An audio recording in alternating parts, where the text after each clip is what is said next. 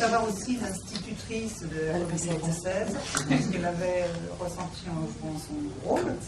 Et puis Agnès Jaoul aussi, deux autres personnes ont parlé. Moi, j'ai une maman institutrice, alors elle me dit, mais ton personnage qui t'inspire de moi, je dis, pas. Tu verras, on va être pas, donc elle lui va, elle me dit, ah oui, en effet, j'espère que tu ne me voyais pas comme ça. Et ça m'a plu, et puis après, ce personnage, je le défendais, voilà, je trouvais que pour le coup, une grande solitude, voilà, il défend aussi sa féminité à sa manière. J'étais surprise à la première projection, j'étais un peu tendue sur mon fauteuil. Tendue comme un string. Je me suis rendu compte que le look années 80, pouf, ça marche. Les gens se marraient avant même que je parle. Voilà, après je me sens. Mais voilà, c'est sur l'ensemble du tournage. Ça, c'était extrêmement joyeux. Et voilà, le côté un peu instit, t'aimes pas trop les gamins, pas trop ça. À défendre. Agnès. C'est extrêmement ennuyeux de ce que je vais pouvoir vous dire parce que ça n'a été que du plaisir, voilà. Et du talent. Merci. Mais non, mais vraiment, enfin voilà, c'est non seulement pas fréquent, mais moi je pense que c'est vraiment la fois, enfin,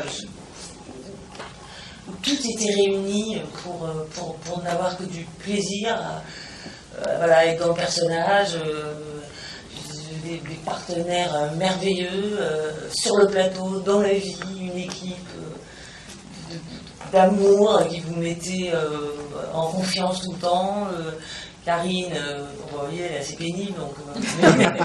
Non, mais je veux dire, je sais pas. Ma seule crainte, c'est que le film soit pas à la hauteur de toute cette aventure. Et il l'est. Alors, vous voyez, voilà, c'est des moments comme ça dont il faut arriver à savoir profiter, ce qui est pas toujours évident pour certaines natures. Un peu en résonance avec vos films aussi, de passer comme ça, de la même sensibilité, de passer de... Oui, il y a des rapports et puis il y a des différences immenses, évidemment. Et non, mais y compris dans la façon de faire. Donc, mais c'est vrai que c'était aussi très agréable. Souvent, on me demande la famille du cinéma, vous avez une famille et tout. Moi, pas tellement. Je vois peu de gens dans le cinéma, d'ailleurs, dans la vie de tous les jours. Karine, oui, je dois dire que effectivement, je me sens des affinités certaines. Donc, tout ça, enfin, c'est ennuyeux comme le bonheur.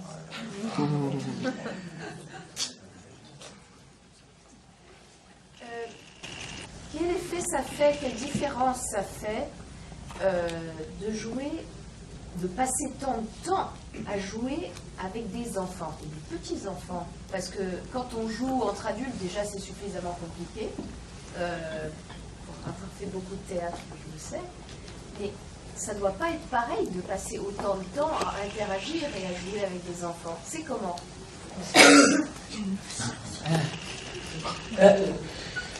Moi, j'aime bien. Alors, en général, c'est difficile, c'est plus fatigant, ils font jamais deux fois la même chose, etc. Ils sont aussi, quand ils sont bons, meilleurs que n'importe quel acteur qui a 50 ans de métier, et de théâtre, etc. Donc, c'est des rivaux, justement, enfin voilà, qui peuvent, des cabotins, ou ce que vous voulez. Mais moi, j'aime bien jouer avec, justement, des gens, enfin des enfants ou des cabots, parce que des fois, il y a des points communs qui vont vous... justement, enfin moi, qui vont m'empêcher de contrôler un petit peu trop, enfin qui vont vous obliger à... Voilà. Mais là, moi, en tout cas, la petite fille Juliette avec laquelle je jouais, parce que j'ai peu tourné avec Valérie, c'était pas une enfant, enfin c'est une enfant absolument incroyable, comme je l'ai jamais vue, c'est-à-dire qu'elle était franchement beaucoup plus... enfin, très mature, très posée, c'est une vraie actrice, et en même temps pas du tout un singe savant, hein, puisqu'elle n'avait jamais... Mais je veux dire, elle avait une maturité, enfin elle a une maturité que beaucoup d'adultes n'ont pas, et en particulier beaucoup d'adultes acteurs. Parce que, c'est pas, non mais je ne dis pas, j'adore les acteurs, mais il y a quand même certains qui ont justement plus développé quelque chose de... en plus garder leur enfance justement, enfin c'est très très très très étonnant. Donc Donc elle refaisait 2 fois la même chose, elle comprenait très bien ce qu'il fallait faire, donc je n'ai eu que des avantages, je n'ai pas du tout de... voilà, enfin, c'était très facile pour moi. Moi, c'est ça qui est juste sur Juliette, sur cette petite fille, ce qui m'a plu vraiment beaucoup chez elle, c'est qu'à la fois elle avait ce côté très presque, je pense pas qu'elle soit surdouée au sens de l'enfant surdoué comme on peut voir en caricature, mais extrêmement intelligente et avec une grande perception des choses, mais en même temps une vraie petite fille. C'est-à-dire qu'elle avait vraiment un moment de joie d'enfant, c'était une petite fille sur le plateau aussi, puis elle est très sérieuse et tout ça, mais voilà, c'était pas juste Oui, mais elle était très centrée, c'est ça que je veux dire. Par rapport à certains enfants, même que l'un n'empêchait pas l'autre. Non, absolument pas. Oui, non, et puis c'est pas non plus d'enfant sur deux. Enfin, c'est pour ça que c'est une personnalité très, très particulière, quoi. Très, enfin, moi j'en ai pas rencontré beaucoup des enfants comme elle. Et les autres acteurs?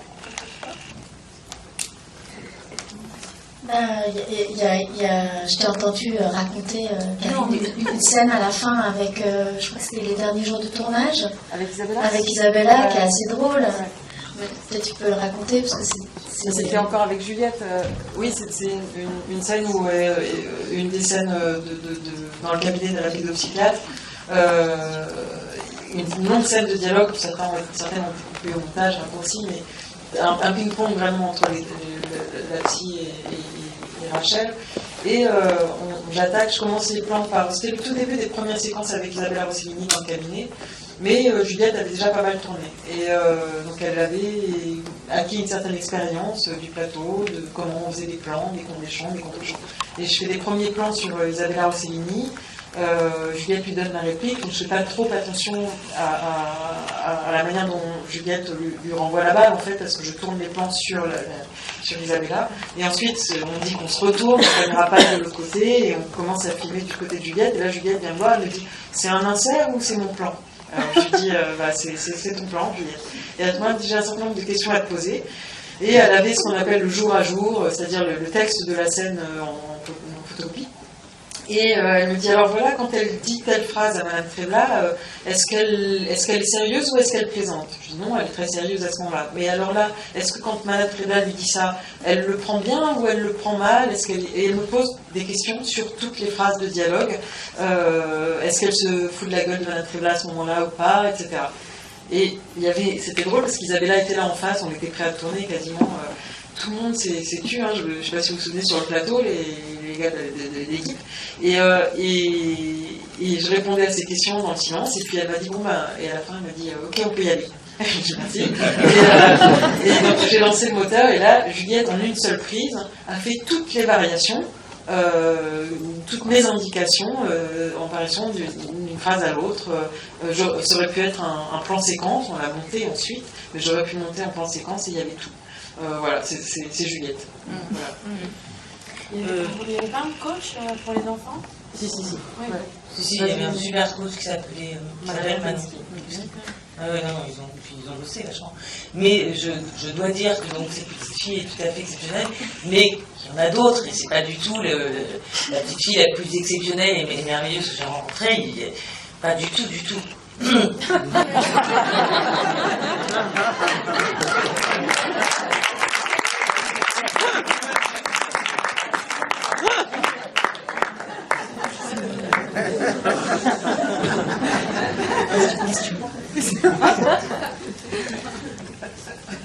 Je sais pas, est-ce que quelqu'un a quelque chose à dire? Une dernière question peut-être, avant de remercier toute l'équipe pour Quel cette... âge avaient les enfants?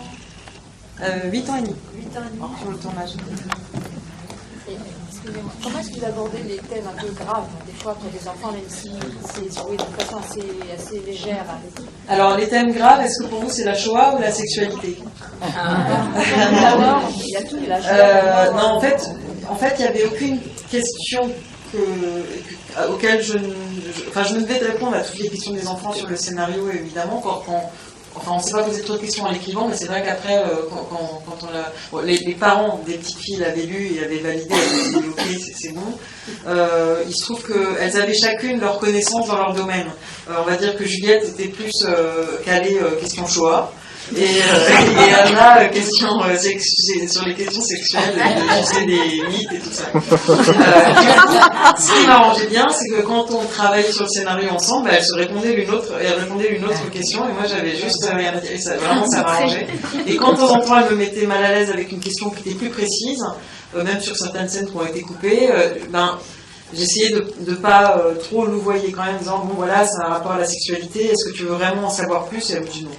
Voilà, j'ai eu cette chance-là, qu'elle n'est pas.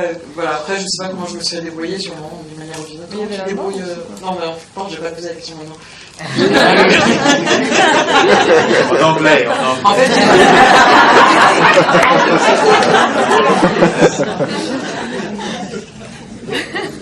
Très rigolo, c'était quand elle rencontre le frère, là, qu'elle tombe amoureuse, et après elle se voit en mariée. oui. Mais ça, c'est marrant, ça. Moi, combien de fois j'ai fantasmé de me marier avec un tel, voilà. C'est ça, ce qui est chouette au cinéma, c'est qu'on peut transcender des choses qu'on n'a jamais faites dans la vie. Je suis pas mariée. Je cherche d'ailleurs toujours un mari. Pardon? Marie, quoi, il n'avait pas l'air d'un. Il avait l'air punk un peu. Oui, mais il est juste plus âgé qu'elle en fait. Et je pense que c'est ça qui lui fait. Oui, la petite fille qui a perdu sa maman. Est-ce que c'est le personnage du livre? Est-ce qu'elle a été adaptée? Quel est le sens de cette présence? Marina Campbell, ah oui. Oui, c'est à la fois la fille la plus jolie au livre. C'est un archétype. Enfin, je pense que c'est après lever la main ceux qui n'ont pas fantasmé sur une très jolie fille qui avait l'air d'avoir tous les malheurs du monde sur ses épaules, et ça la rendait encore plus belle. Et enfin, je pense que vraiment là pour le coup, ça correspond. Ça lève la main. Ah oui, bien sûr, c'est dans le bouquin. Oui, mais alors par contre, c'est pas du tout autobiographique particulièrement en tout cas. Enfin, je veux dire, c'est vraiment un archétype assumé. Oui, c'était dans le bouquin. C'était complètement dans le bouquin. Oui. Et elle s'appelait pas Marina Campbell, elle s'appelait Marina Chiriol. Dans le bouquin. Mais le thème de la mort, elle est très présent dans la mort de la petite fille à la fin. C'est son angoisse à la petite fille. C'est présent. Il y a une petite fille qui a perdu sa maman. Donc c'est parce qu'il y a la Shoah aussi qui est. Mais ça, je sais pas si c'était dans le livre pareil ou si vous l'avez. C'était moins développé dans le bouquin. Non, c'était dans la pièce que c'était pratiquement pas développé, un peu plus dans le bouquin. Et je me rends. Le thème de la et dans la BD. Et je me rends pas compte s'il est plus développé dans le film que dans la BD ou non. Il est plus développé dans le film. C'est plus concentré en fait. Peut-être. Dans la BD, c'était un peu plus large parce que c'était aussi autour de la question du racisme, de la différence. C'était la différence.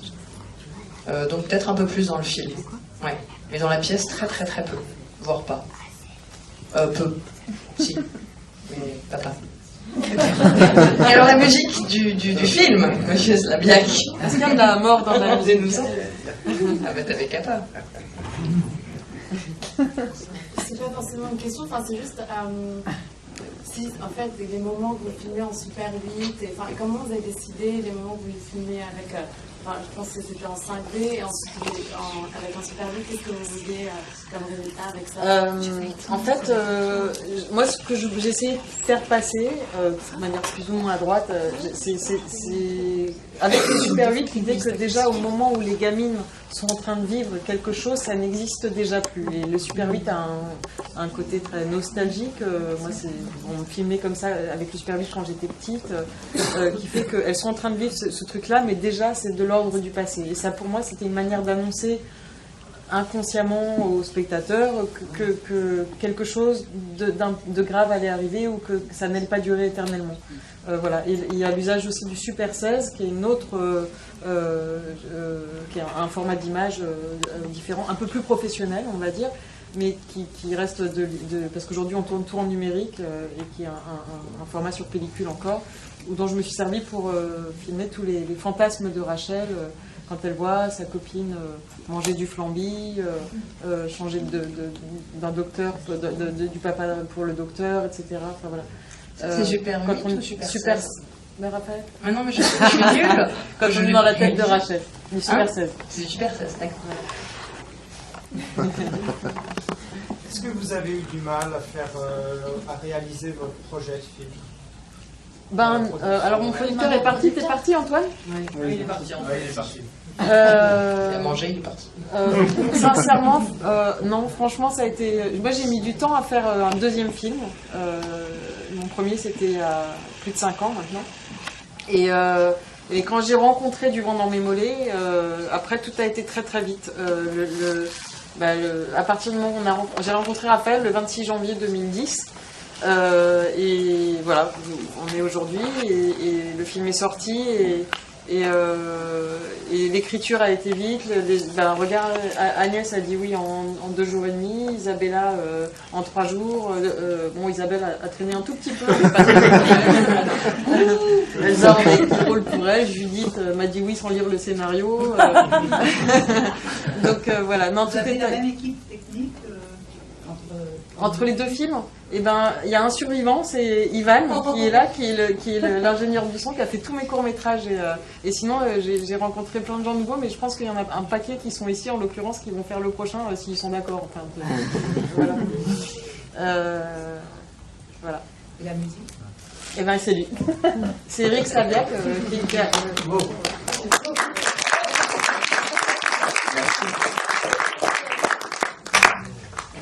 Ça fait 2 fois qu'on t'applaudit. Oui. Ça va maintenant? T'as vu, toi, pas une seule. Donc, mademoiselle, la dernière question. La musique et la musique. Oui, oui, vous écrivez en regardant d'abord le film. Ça s'arrête jamais. Oui, Karine m'a contacté, le film était quasiment terminé, le montage était quasiment terminé, et moi j'ai déjà regardé la première version du montage. Ensuite il a fallu que le film me plaise parce que c'est difficile d'être sincère dans son inspiration quand on ne comprend pas le sens du film ou on l'aime pas. Et ensuite on a beaucoup travaillé avec Karine. Une fois que je lui faisais des propositions musicales, on faisait un travail de nuances, d'instrumentation. Elle avait la mélodie en tête et je ralentissais, j'accélérais, j'enlevais tel ou tel instrument, je rendais un passage majeur en mineur, parce qu'il y a des choses sur lesquelles elle adhérait et des petits passages qui lui paraissaient étranges, où elle avait l'impression de perdre le fil ou qui généraient chez elle des angoisses. Et on a vraiment travaillé comme ça à chaque seconde de l'image avec... moi j'écris toutes les notes, mais avec un logiciel pour pouvoir éditer les partitions immédiatement.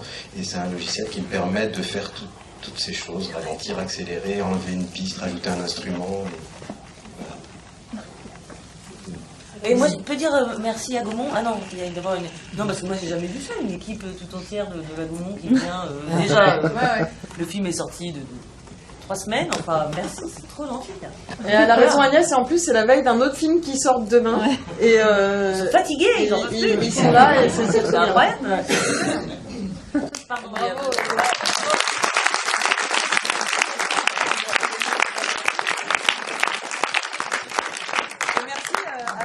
Attends, il y a peu mademoiselle qui voulait aussi. Oui, mademoiselle. Pour la scène de la canjade, il y a un moment donné, il y a Kézouche Babouchka. Je voulais savoir pour quelle raison, est-ce que ça a rien avec les paroles de Babouchka? Un mélange, c'est-à-dire que je l'avais en tête, je savais de quoi ça parlait cette chanson, mais j'avais envie de la mettre même si ça parlait d'autre chose. Et il se trouve que ça collait bien, voilà. Mais je l'aimais trop déjà. Et puis des fois on s'en fiche, en plus quand c'est en anglais, que ça corresponde les paroles à ce qui se passe, mais il se trouve que ça collait à l'histoire. Si. Au revoir.